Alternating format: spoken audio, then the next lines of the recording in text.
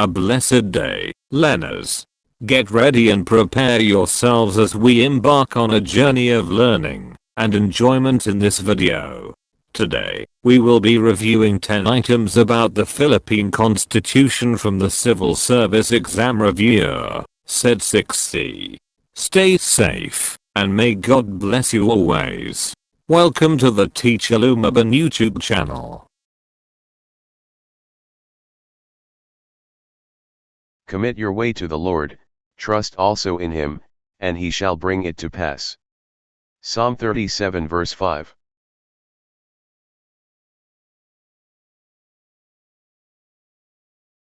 What is the main purpose of the Filipino people as stated in the preamble?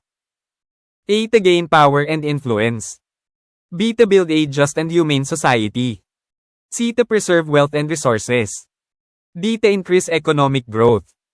In the next 5 seconds, select the best response from the available options. 5, 4, 3, 2, 1. The correct answer is B. To build a just and humane society. Explanation.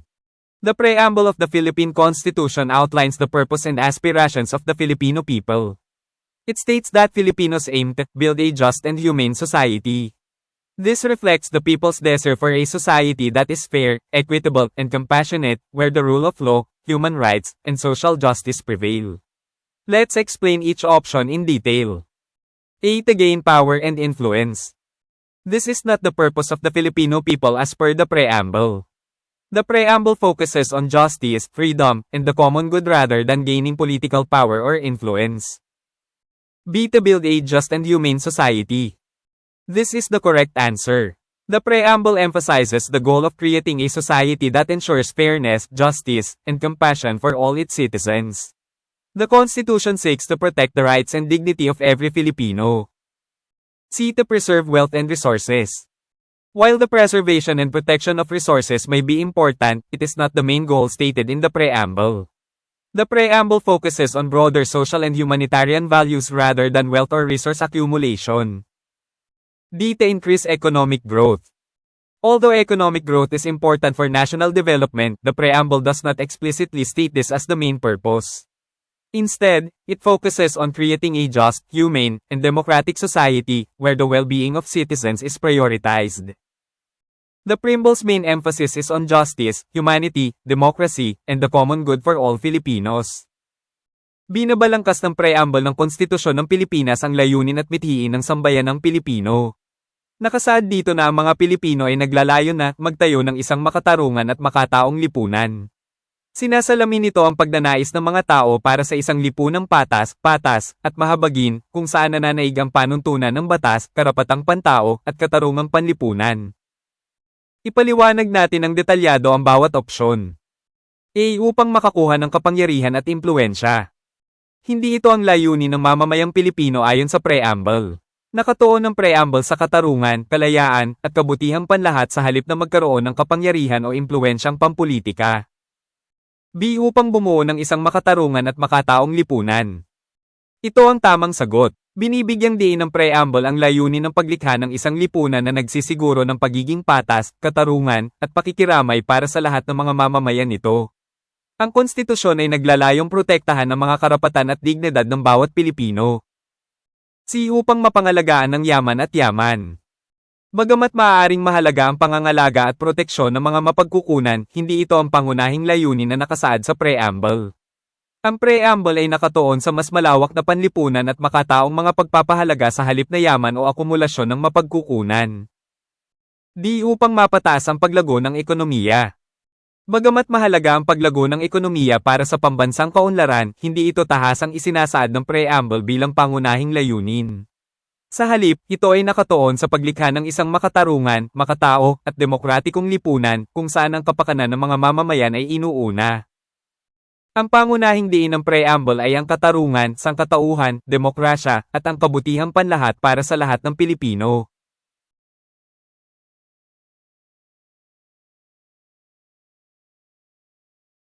Who are the Filipino people imploring for aid in the preamble? A. The President. B. The people. C. Almighty God. D. The government. In the next 5 seconds, select the best response from the available options. 5, 4, 3, 2, 1. In the preamble of the 1987 Philippine Constitution, the Filipino people are imploring the aid of C. Almighty God. Explanation of each choice. A. The President. The President is the head of state and government of the Philippines, but the preamble does not invoke or seek aid from the President. The role of the President is to execute and enforce the laws, not to be the source of guidance or aid in the constitutional context. B. The people. The people are the ones creating and adopting the Constitution, but they are not the ones being implored for aid. The preamble emphasizes that the Constitution is for the people, but aid is sought from a higher power. C. Almighty God. The preamble specifically mentions invoking the aid of Almighty God. This reflects the spiritual and religious foundation of the Filipino people, recognizing a higher power as a source of guidance and strength in the establishment of the Constitution. D. The government. The government is the institution created by the people to serve and protect their interests, but the preamble does not seek aid from the government itself. Rather, the government is one of the instruments created by the Constitution to function under the guidance and protection invoked from Almighty God. Therefore, the correct answer is C. Almighty God, as the preamble acknowledges the Filipino people's reliance on divine guidance in framing and adopting their constitution. Paliwanag ng bawat pagpipilian. A. Ang Pangulo. Ang Pangulo ay ang pinuno ng Estado at pamahalaan ng Pilipinas, ngunit ang preamble ay hindi humihingi o humingi ng tulong sa Pangulo. Ang tungkulin ng Pangulo ay isagawa at ipatupad ang mga batas, hindi ang pagmumula ng gabay o tulong sa konteksto ng konstitusyon. B. Ang mga tao. Ang mga tao ang gumagawa at nagpapatibay ng konstitusyon, ngunit hindi sila ang hinihingi ng tulong. Binibigyang diin ng preamble na ang konstitusyon ay para sa mga tao, ngunit ang tulong ay humihingi sa mas mataas na kapangyarihan. C. Makapangyarihang Diyos. Partikular na binanggit sa preamble ang paghingi ng tulong sa makapangyarihang Diyos. Sinasalamin nito ang espiritual at relihiyosong pundasyon ng sambayan ng Pilipino na kinikilala ang mas mataas na kapangyarihan bilang pinagmumulan ng patnubay at lakas sa pagtatatag ng konstitusyon. D. Ang pamahalaan. Ang pamahalaan ay ang institusyong nilikha ng mga tao upang paglingkuran at protektahan ang kanilang mga interes, ngunit ang paunang salita ay hindi humihingi ng tulong mula sa pamahalaan mismo. Sa halip, ang pamahalaan ay isa sa mga instrumentong nilikha ng konstitusyon upang gumana sa ilalim ng patnubay at proteksyon na hinihingi mula sa makapangyarihang Diyos. Sa makatuwid, ang tamang sagot ay si makapangyarihang Diyos dahil kinikilala ng preamble ang pagtitiwala ng sambayan ng Pilipino sa banal na patnubay sa pagbalangkas at pagpapatibay ng kanilang konstitusyon.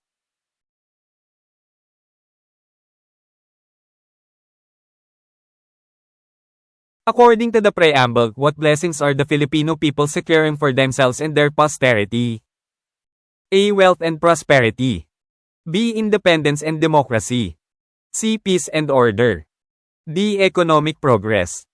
In the next 5 seconds, select the best response from the available options. 5, 4, 3, 2, 1. The correct answer is B. Independence and democracy. Explanation of choices. A. Wealth and prosperity. While these are desirable outcomes, they are not explicitly mentioned in the preamble of the Philippine Constitution as blessings that Filipinos are securing for themselves and their posterity. The preamble focuses more on fundamental values like freedom, justice, and peace rather than material wealth. B. Independence and democracy. This is the correct answer. The preamble of the 1987 Philippine Constitution explicitly mentions that Filipinos are securing the blessings of independence and democracy for themselves and future generations. These values are fundamental to the nation's identity and governance. C. Peace and order. Although peace and order are important goals for the state, they are not specifically referred to in the preamble as blessings to be secured. They are implied as part of ensuring a just and humane society. The economic progress. While economic progress is a crucial objective of the government, it is not explicitly mentioned in the preamble as a blessing that the people are securing. The preamble emphasizes broader ideals like democracy, freedom, and independence. A. Kayamanan at kasaganaan. Bagamat ang mga ito ay kanais-nais na mga kahihinatnan, ang mga ito ay hindi tahasang binanggit sa preamble ng Konstitusyon ng Pilipinas bilang mga biyayang tinitiyak ng mga Pilipino para sa kanilang sarili at sa kanilang mga inapo. Ang preamble ay higit na nakatuon sa mga pangunahing pagpapahalaga tulad ng kalayaan, katarungan, at kapayapaan sa halip na materyal na kayamanan. B. Kalayaan at demokrasya, ito ang tamang sagot. Ang preamble ng 1987 Philippine Constitution ay tahasang binanggit na ang mga Pilipino ay sinisiguro ang mga pagpapala ng kalayaan at demokrasya para sa kanilang sarili at sa mga susunod na henerasyon. Ang mga pagpapahalagang ito ay mahalaga sa pagkakakilanlan at pamamahala ng bansa. Si kapayapaan at kaayusan, bagamat ang kapayapaan at kaayusan ay mahalagang mga layunin para sa Estado, ang mga ito ay hindi partikular na tinutukoy sa paunang salita bilang mga pagpapalang dapat matiyak. Ang mga ito ay ipinahiwatig bilang bahagi ng pagtiyak ng isang makatarungan at makataong lipunan. Di pag-unlad ng ekonomiya, bagamat isang mahalagang layunin ng pamahalaan ang pag-unlad ng ekonomiya, hindi ito tahasang binanggit sa paunang salita bilang isang pagpapala na tinitiyak ng mga tao. Ang preamble ay nagbibigay diin sa mas malawak na mga mithiin tulad ng demokrasya, kalayaan, at kalayaan.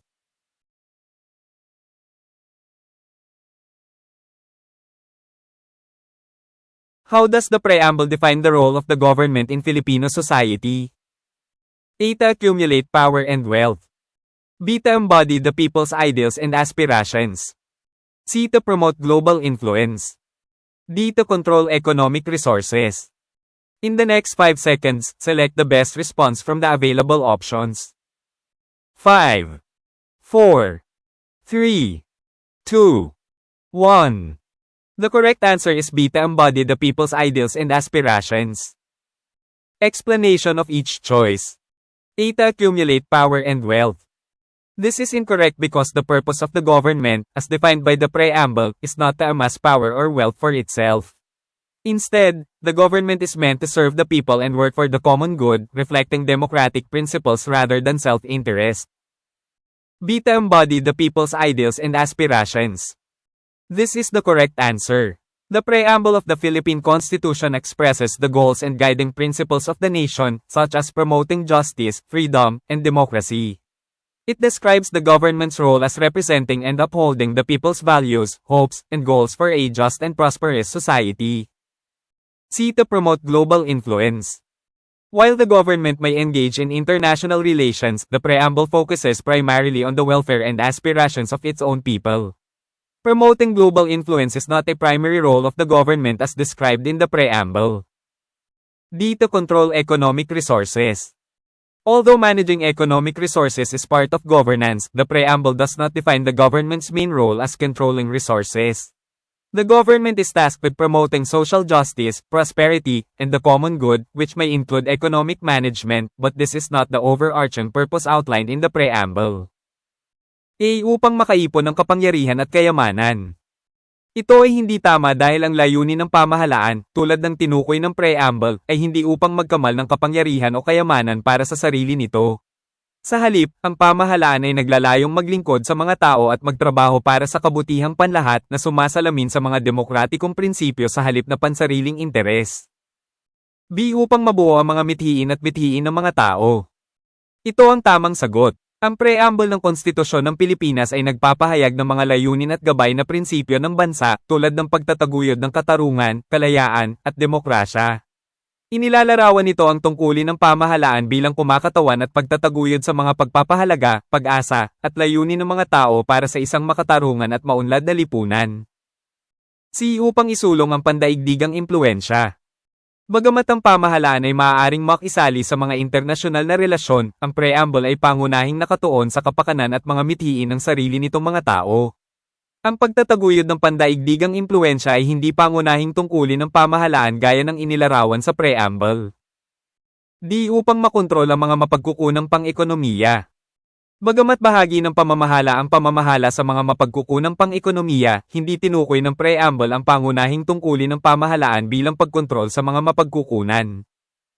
Ang pamahalaan ay may tungkulin sa pagtataguyod ng katarungang panlipunan, kaunlaran, at kabutihang panlahat na maaaring kabilangan ng pamamahala sa ekonomiya, ngunit hindi ito ang pangkalahatang layunin na nakabalangkas sa preamble.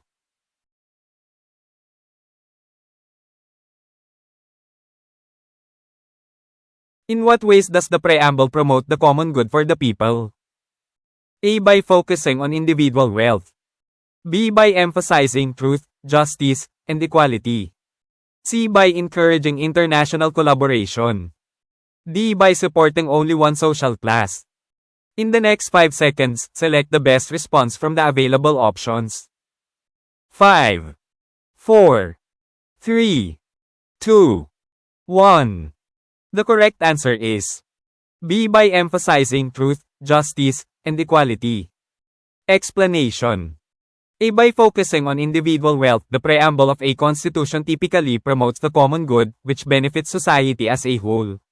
Focusing on individual wealth tends to prioritize personal gain over the welfare of the entire community, so this is not a suitable way to promote the common good.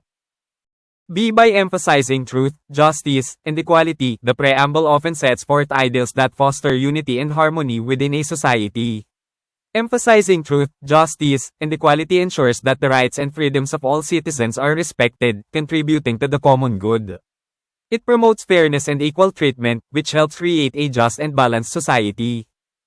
C. By encouraging international collaboration. While international collaboration can bring benefits, it primarily focuses on relationships between countries rather than directly addressing the common good for the people within a specific nation. Therefore, it is not the most direct way the preamble promotes the common good for its citizens. D. By supporting only one social class. Supporting only one social class is exclusionary and contradicts the principle of promoting the common good, which seeks to benefit all members of society, regardless of social status. This would create division rather than unity and fairness.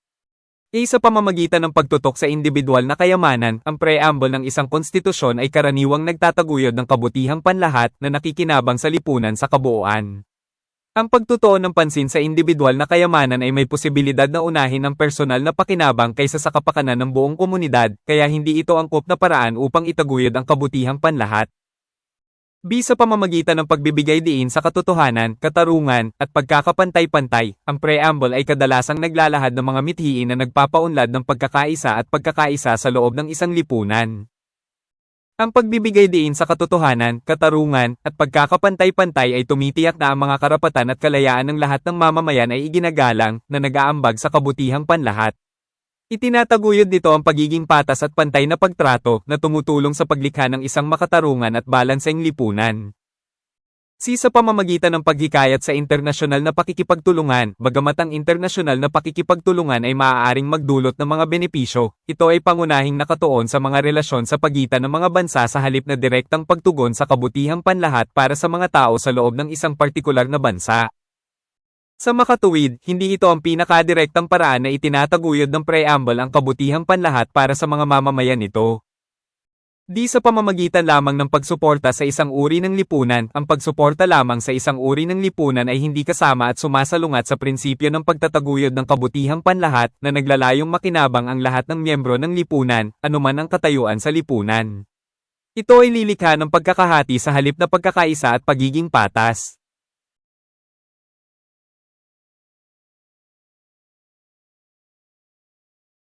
How can the ideals of truth, justice, and freedom mentioned in the preamble be applied in modern Filipino society? A. By ensuring fair elections and equal rights for all citizens. B. By focusing on rapid industrialization. C. By promoting traditional values and customs. D. By limiting government intervention. In the next 5 seconds, select the best response from the available options. 5, 4, 3, 2, 1. The question asks how the ideals of truth, justice, and freedom mentioned in the preamble of the Philippine Constitution can be applied in modern Filipino society. Let's analyze each choice. A. By ensuring fair elections and equal rights for all citizens. This choice directly relates to truth, justice, and freedom. Fair elections ensure that citizens have the freedom to choose their leaders, and truth is upheld by preventing corruption and ensuring transparency in the election process. Equal rights for all citizens address justice, as it ensures that every individual, regardless of background, is treated fairly under the law. This is a key application of democratic principles in modern society. B. By focusing on rapid industrialization. While industrialization can contribute to economic development, it does not directly address the ideals of truth, justice, and freedom. Industrialization may improve the economy, but if not managed carefully, it could lead to inequality, exploitation, or environmental degradation, which may compromise justice and fairness in society. C. By promoting traditional values and customs. Promoting traditional values and customs can be important for cultural preservation, but it may not necessarily uphold the ideals of truth, justice, and freedom. In some cases, traditional customs may conflict with modern ideas of equal rights and fairness. While they can be valuable, they should align with principles that ensure fairness and freedom for all members of society. D. By limiting government intervention. Limiting government intervention could promote certain freedoms, particularly economic freedom, but it might also lead to a lack of regulation and oversight which could harm justice and fairness. Without appropriate government intervention, social and economic inequalities could grow, and justice might not be properly enforced. Conclusion. A. By ensuring fair elections and equal rights for all citizens is the best answer because it directly aligns with the ideals of truth, justice, and freedom, which are essential in creating a fair, transparent, and equal society. Ang tanong ay kung paano may lalapat sa modernong lipunang Pilipino ang mga mithiin ng katotohanan, katarungan, at kalayaan na binanggit sa preamble ng Konstitusyon ng Pilipinas. Suriin natin ang bawat pagpipilian. A. Sa pamamagitan ng pagtiyak ng patas na halalan at pantay na karapatan para sa lahat ng mamamayan. Ang pagpili na ito ay direktang nauugnay sa katotohanan, katarungan, at kalayaan. Tinitiyak ng patas na halalan na ang mga mamamayan ay may kalayaang pumili ng kanilang mga pinuno, at ang katotohanan ay itinataguyod sa pamamagitan ng pagpigil sa katiwalian at pagtiyak ng transparency sa proseso ng halalan. Ang pantay na karapatan para sa lahat ng mamamayan ay tumutugon sa katarungan, dahil tinitiyak nito na ang bawat individual, anuman ang pinagmulan, ay tinatrato ng patas sa ilalim ng batas. Ito ay isang pangunahing aplikasyon ng mga demokratikong prinsipyo sa modernong lipunan. B. Sa pamamagitan ng pagtutok sa mabilis na industrialisasyon. Bagamat maaaring magambag ang industrialisasyon sa pag-unlad ng ekonomiya, hindi nito direktang tinutugunan ang mga mithiin ng katotohanan, katarungan, at kalayaan. Maaaring mapabuti ng industrialisasyon ang ekonomiya, ngunit kung hindi mapangasiwaan ng mabuti, maaari itong humantong sa hindi pagkakapantay-pantay, pagsasamantala, o pagkasira ng kapaligiran, na maaaring makompromiso ang katarungan at katarungan sa lipunan. C. Sa pamamagitan ng pagtataguyod ng mga tradisyonal na pagpapahalaga at kaugalian. Ang pagtataguyod ng mga tradisyonal na halaga at kaugalian ay maaaring maging mahalaga para sa pangangalaga ng kultura, ngunit maaaring hindi nito kinakailangang itaguyod ang mga mithiin ng katotohanan, katarungan, at kalayaan. Sa ilang mga kaso, ang mga tradisyonal na kaugalian ay maaaring sumalungat sa mga modernong ideya ng pantay na karapatan at pagiging patas. Bagamat maaari silang maging mahalaga, dapat silang iayon sa mga prinsipyong nagtitiyak ng pagiging patas at kalayaan para sa lahat ng miyembro ng lipunan. D. Sa pamamagitan ng paglilimita sa interbensyon ng pamahalaan. Ang paglilimita sa interbensyon ng pamahalaan ay maaaring magsulong ng ilang kalayaan, partikular na ang kalayaan sa ekonomiya, ngunit maaari rin itong humantong sa kakulangan ng regulasyon at pangangasiwa, na maaaring makapinsala sa katarungan at katarungan. Kung walang naangkop na interbensyon ng pamahalaan, maaaring lumaki ang mga hindi pagkakapantay-pantay sa lipunan at ekonomiya, at maaaring hindi maipatupad ng maayos ang hustisya. Conclusion. A. Sa pamamagitan ng pagtiyak ng patas na halalan at pantay na karapatan para sa lahat ng mamamayan ang pinakamahusay na sagot dahil ito ay direktang umaayon sa mga mithiin ng katotohanan, katarungan, at kalayaan, na mahalaga sa paglikha ng isang patas, transparent, at pantay na lipunan.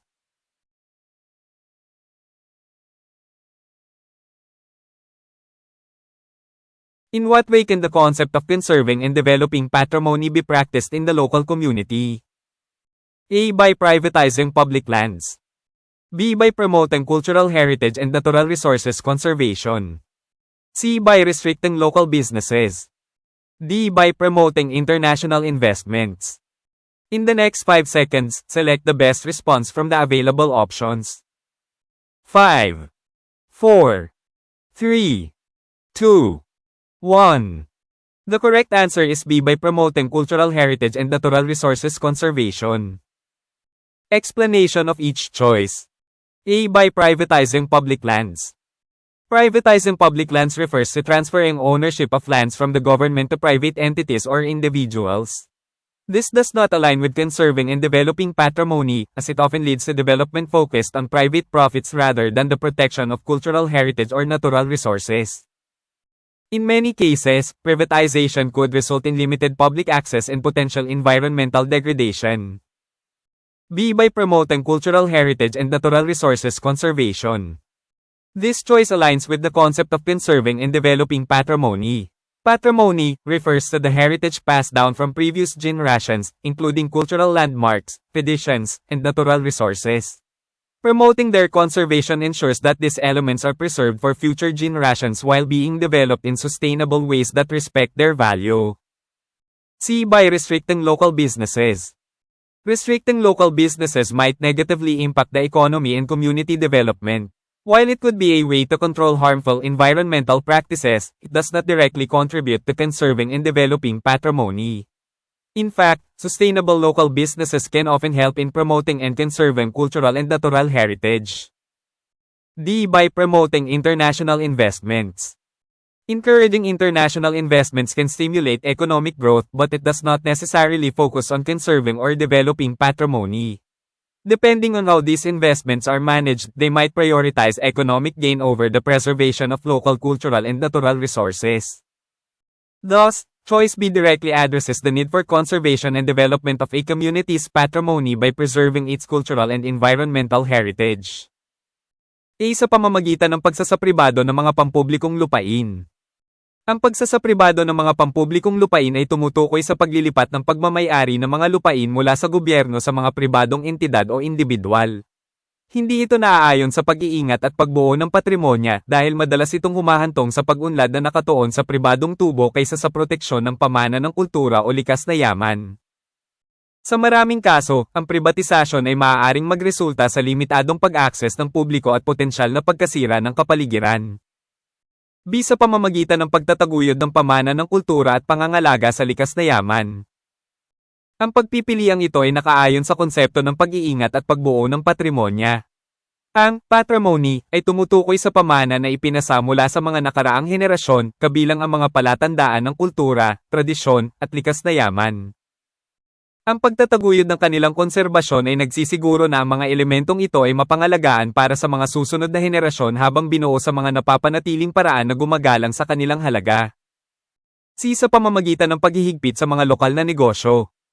Ang paghihigpit sa mga lokal na negosyo ay maaaring negatibong makaapekto sa ekonomiya at pag-unlad ng komunidad. Bagamat maaari itong maging isang paraan upang makontrol ang mga nakakapinsalang kasanayan sa kapaligiran, hindi ito direktang nakakatulong sa pag-iingat at pagbuo ng patrimonya. Sa katunayan, ang mga napapanatiling lokal na negosyo ay kadalasang makakatulong sa pagtataguyod at pag-iingat ng kultural at likas na pamana. D. Sa pamamagitan ng pagtataguyod ng mga internasyonal na pamumuhunan. Ang paghikayat sa mga internasyonal na pamumuhunan ay maaaring pasiglahin ang paglago ng ekonomiya, ngunit hindi ito kinakailangang tumuon sa pag-iingat o pagbuo ng patrimonya. Depende sa kung paano pinamamahalaan ng mga pamumuhunang ito, maaari nilang unahin ang pakinabang sa ekonomiya kaysa sa pangangalaga ng lokal na kultura at likas na yaman. Kaya, ang Choice B ay direktang tumutugon sa pangangailangan para sa pag-iingat at pagpapaunlad ng patrimonya ng isang komunidad sa pamamagitan ng pagpepreserba sa kultura at kapaligirang pamana nito.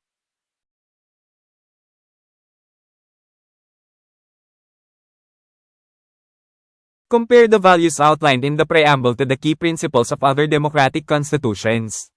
How are they similar or different? A. Both emphasize individual rights but differ in prioritizing economic growth.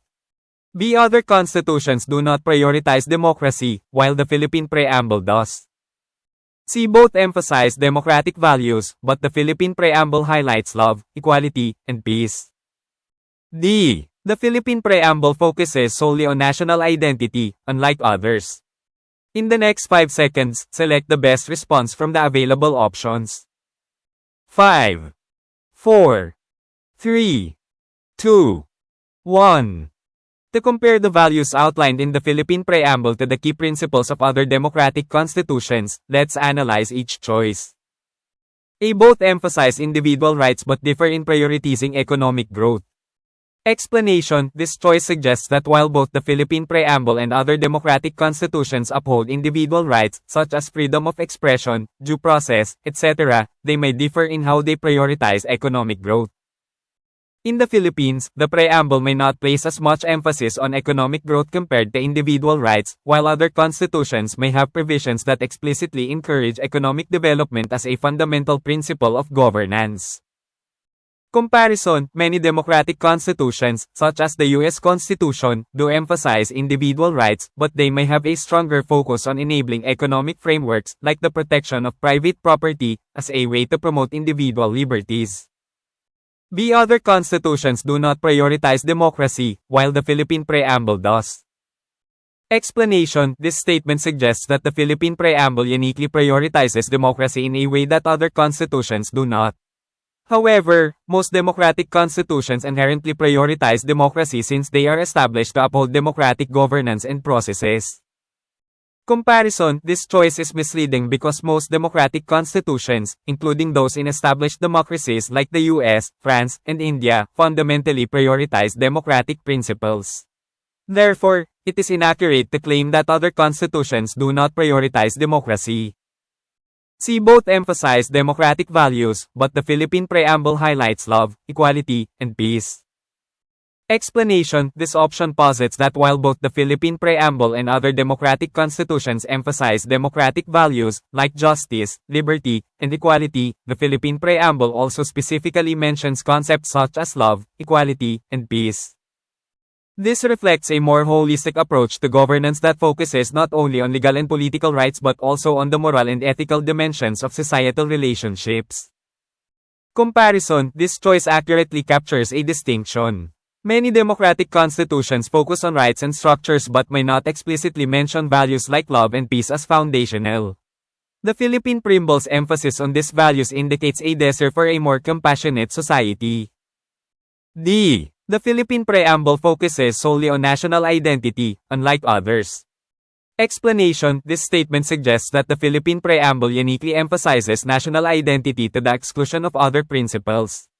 However, most democratic constitutions incorporate aspects of national identity, sovereignty, and common good alongside principles of rights and governance. Comparison: While the Philippine Preamble does stress national identity, especially considering the historical and cultural context of the Philippines, it is not accurate to say it focuses solely on this aspect. Many other constitutions also incorporate national identity as a key component. Conclusion: The most accurate choice is both the Philippine Preamble and other democratic constitutions emphasize democratic values, but the Philippine Preamble uniquely highlights love, equality, and peace as essential values, setting it apart in its moral and ethical approach to governance.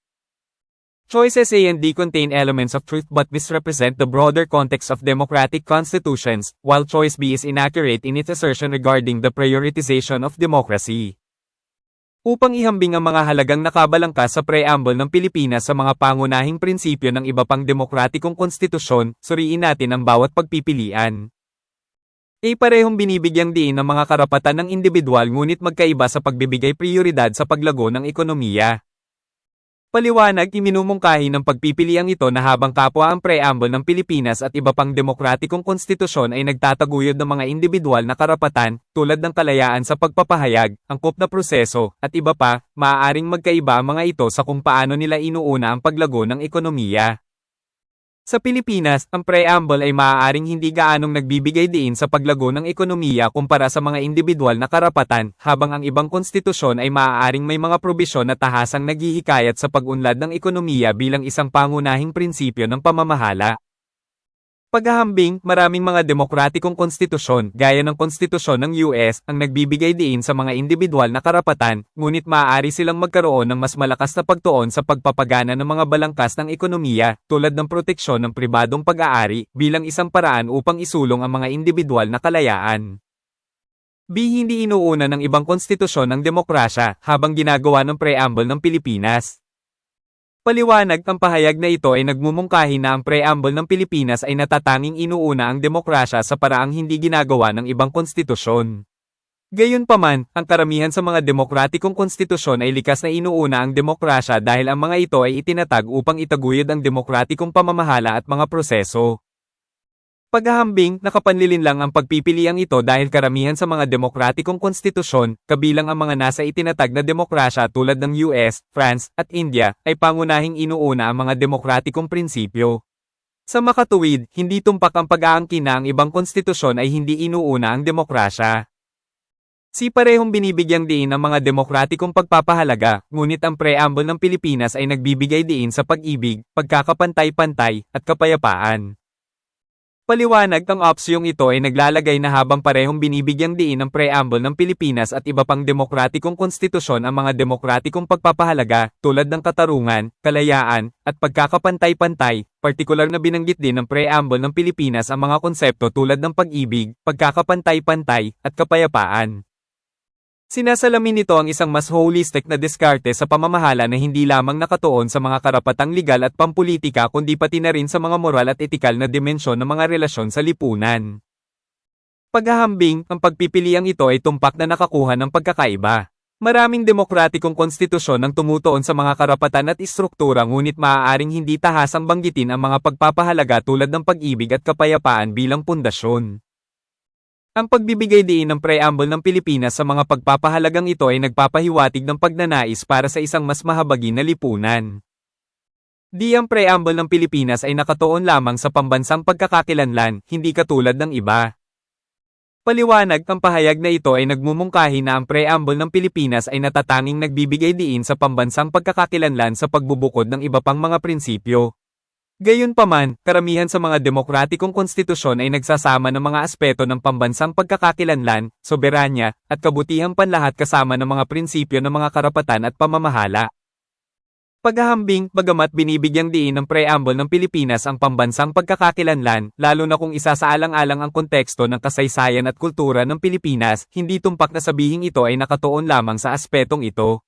Maraming iba pang mga konstitusyon ang nagsasama rin ng pambansang pagkakakilanlan bilang isang pangunahing bahagi. Conclusion. Ang pinakatumpak na pagpipilian ay parehong binibigyang diin ng preamble ng Pilipinas at iba pang demokratikong konstitusyon ang mga demokratikong pagpapahalaga, ngunit ang preamble ng Pilipinas ay natatanging itinatampok ang pag-ibig, pagkakapantay-pantay, at kapayapaan bilang mga mahahalagang pagpapahalaga na nagbukod nito sa moral at etikal na pamamaraan nito sa pamamahala. Ang mga pagpipilian A at D ay naglalaman ng mga elemento ng katotohanan ngunit maling kumakatawan sa mas malawak na konteksto ng mga demokratikong konstitusyon, habang ang pagpipilian B ay hindi tumpak sa paggigiit nito tungkol sa pagbibigay prioridad ng demokrasya.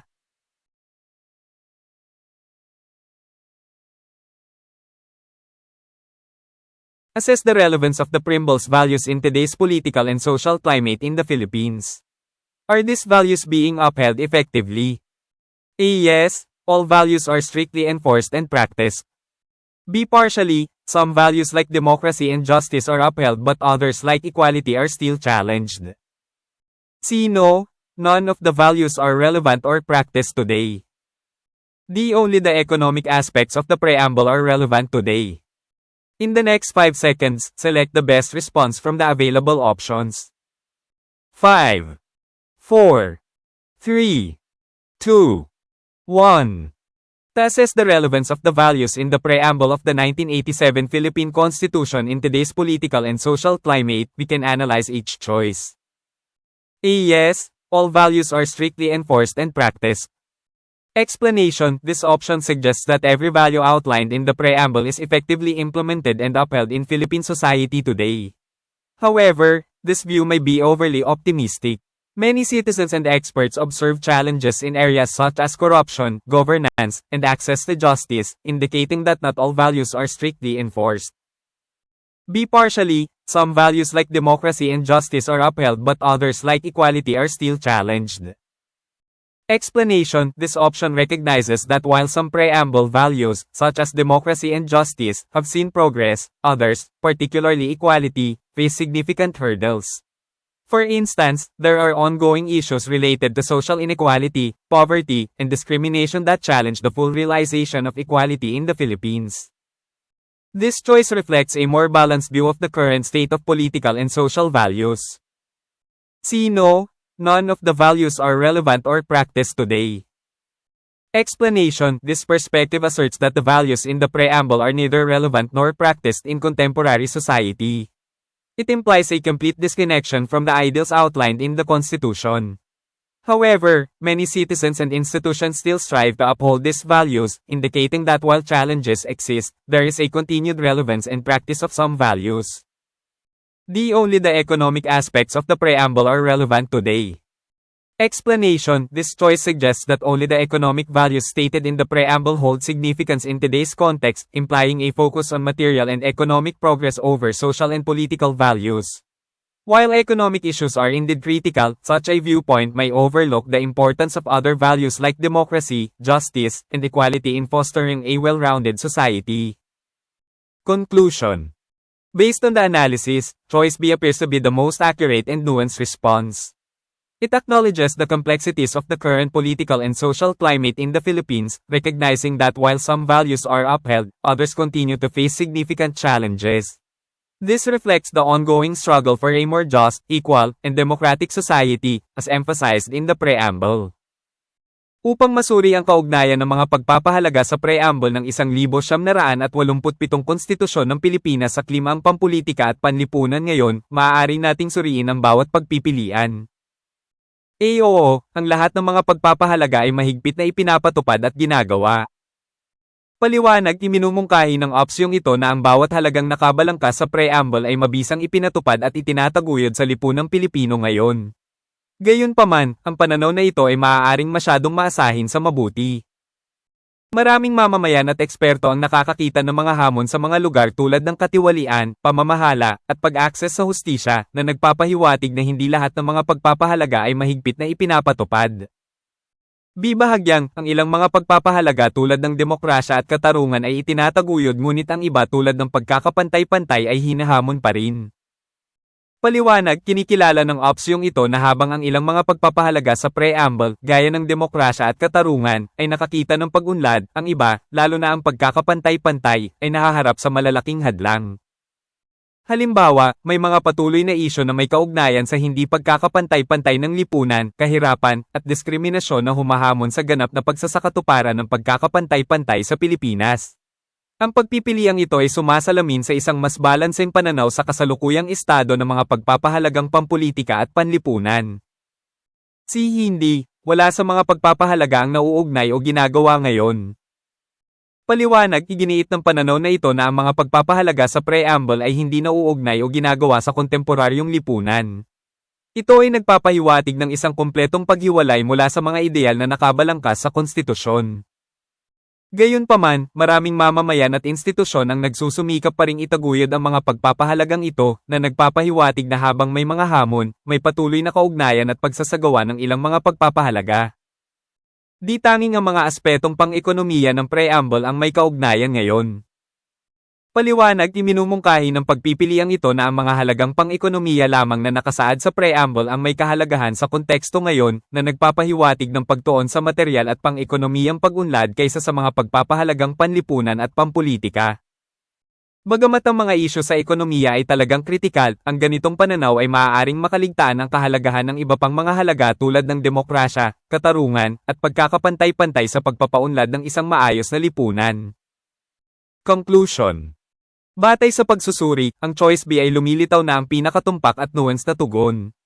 Kinikilala nito ang pagiging komplikado ng kasalukuyang klima sa politika at panlipunan sa Pilipinas, na kinikilala na habang ang ilang mga pagpapahalaga ay pinaninindigan, ang iba ay patuloy na humaharap sa malalaking hamon. Sinasalamin nito ang patuloy na pakikibaka para sa isang mas makatarungan, pantay, at demokratikong lipunan, gaya ng idiniin sa preamble.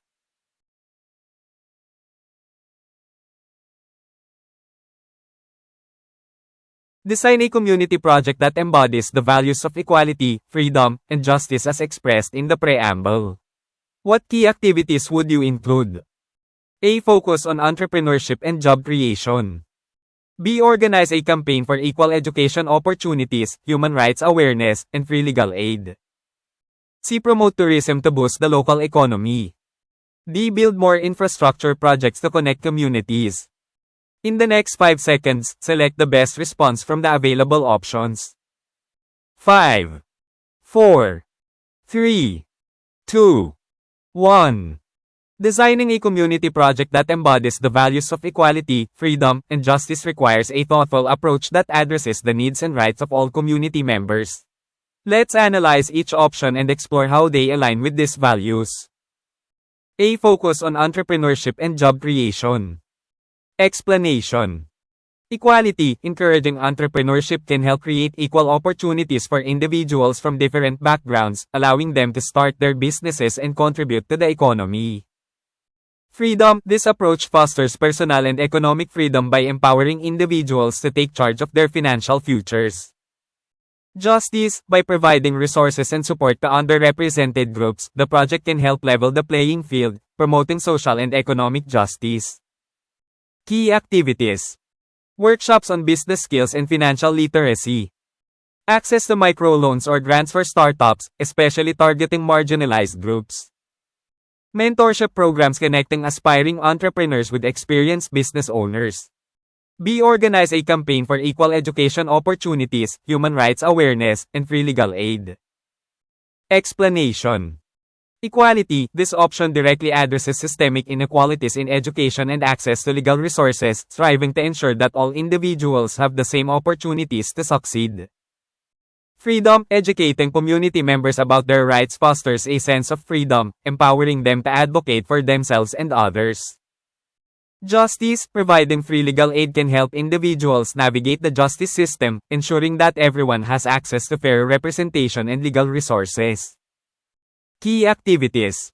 Workshops on human rights and legal literacy for community members. Collaborations with local schools to promote equal educational opportunities. Organizing legal aid clinics staffed by volunteer lawyers. C. Promote tourism to boost the local economy. Explanation. Equality, while tourism can provide economic benefits, it may not inherently promote equality unless carefully managed to ensure that local communities benefit from it. Freedom, promoting tourism can create opportunities for individuals to showcase their culture and heritage, fostering a sense of freedom in expression. Justice, without proper regulations, tourism can lead to exploitation or neglect of local rights and needs, potentially undermining the values of justice and equality. Key activities. Developing community-led tourism initiatives that prioritize local businesses and heritage. Training local residents to serve as guides, ensuring they share in the economic benefits. Implementing responsible tourism practices to protect local rights and resources. D. Build more infrastructure projects to connect communities. Explanation. Equality, improved infrastructure can enhance accessibility for all community members, promoting equitable access to services and opportunities. Freedom, by connecting different areas, infrastructure development can enhance mobility and freedom of movement for residents. Justice, infrastructure projects can address historical inequalities in access to resources, but they must be implemented thoughtfully to avoid displacing communities or ignoring their needs. Key activities. Conducting community consultations to ensure infrastructure projects reflect local needs and priorities. Focusing on sustainable and inclusive infrastructure that benefits all residents. Implementing training programs for community members to participate in construction and maintenance, ensuring jobs are available locally. Recommendation. Best choice, we organize a campaign for equal education opportunities, human rights awareness, and free legal aid. This option most directly embodies the values of equality, freedom, and justice by addressing fundamental human rights and systemic barriers to opportunity. By focusing on education, human rights, and legal aid, this project can empower community members, promote awareness, and create a more equitable society. Conclusion.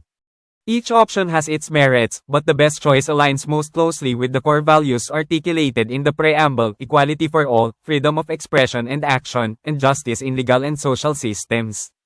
Implementing such a campaign can create lasting change and empower community members to advocate for their rights and opportunities. Ang pagdidisenyo ng isang proyekto ng komunidad na naglalaman ng mga halaga ng pagkakapantay-pantay, kalayaan, at katarungan ay nangangailangan ng maingat na diskarte na tumutugon sa mga pangangailangan at karapatan ng lahat ng miyembro ng komunidad. Suriin natin ang bawat opsyon at tuklasin kung paano naaayon ang mga ito sa mga value na ito. A. Tumutok sa entrepreneurship at paglikha ng trabaho. Paliwanag. Pagkakapantay-pantay, ang paghikayat sa entrepreneurship ay maaaring makatulong na lumikha ng pantay na mga pagkakataon para sa mga individual mula sa iba't ibang mga background na nagpapahintulot sa kanila na magsimula ng kanilang mga negosyo at mag-ambag sa ekonomiya. Kalayaan, ang pamamaraang ito ay nagtataguyod ng personal at pang-ekonomiyang kalayaan sa pamamagitan ng pagbibigay kapangyarihan sa mga individual na pangasiwaan ng kanilang mga pinansyal na kinabukasan.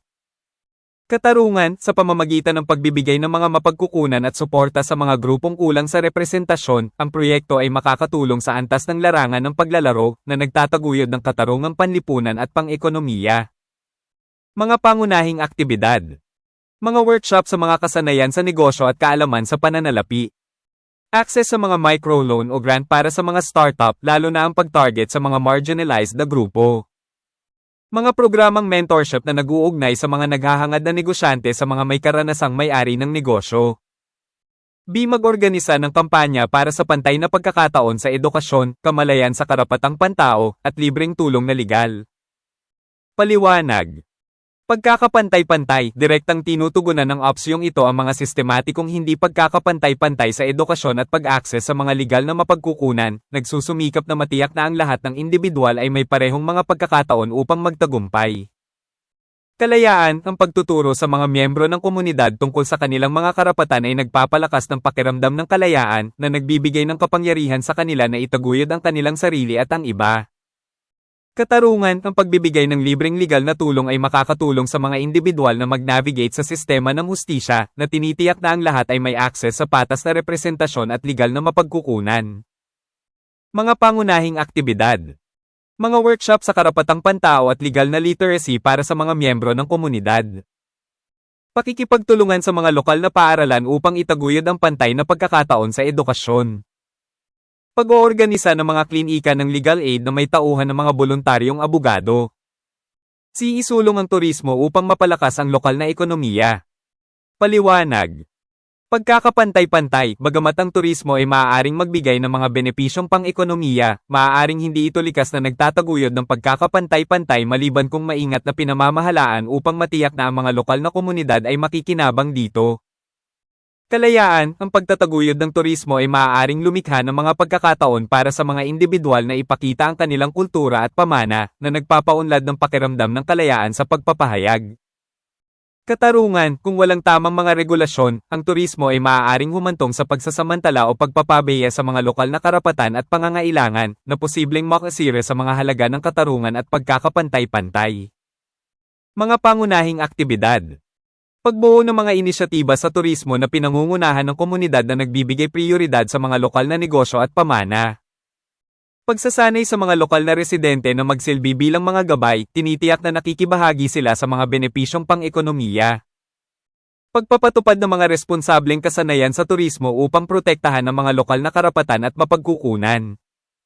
Di bumuo ng higit pang mga proyektong pang-infrastruktura upang i-connecta ang mga komunidad. Paliwanag.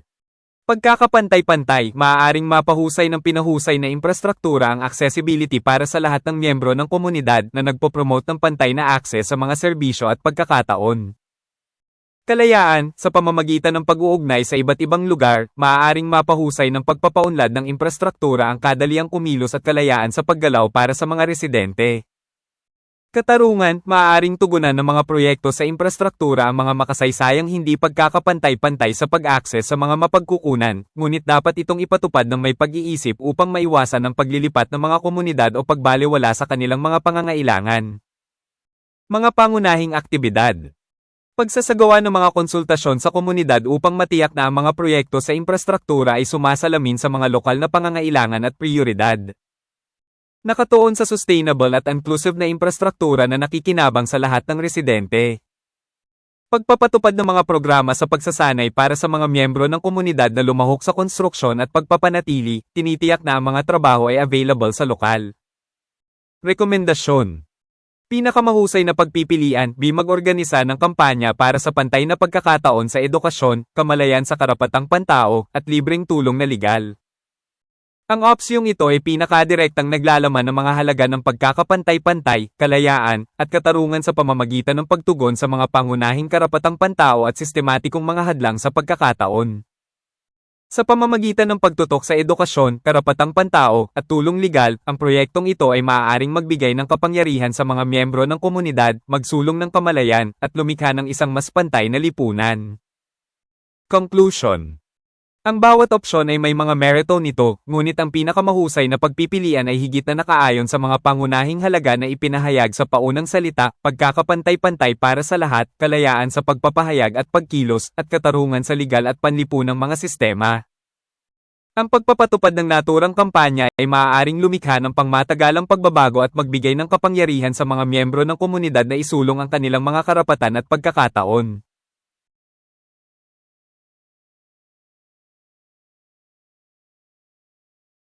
I can do all things through Christ who strengthens me. Philippians 4 verse 13.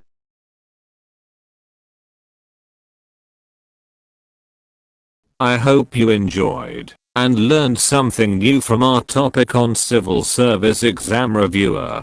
If you learned something from this video, please give this video a thumbs up. Don't forget to share this video with your friends. If you have comments, questions, or suggestions, you can leave a message in the comment section below. Thank you very much for watching my videos. Hoping that we meet again in my next video, and God bless you always. It is the Teacher Lumaban YouTube channel.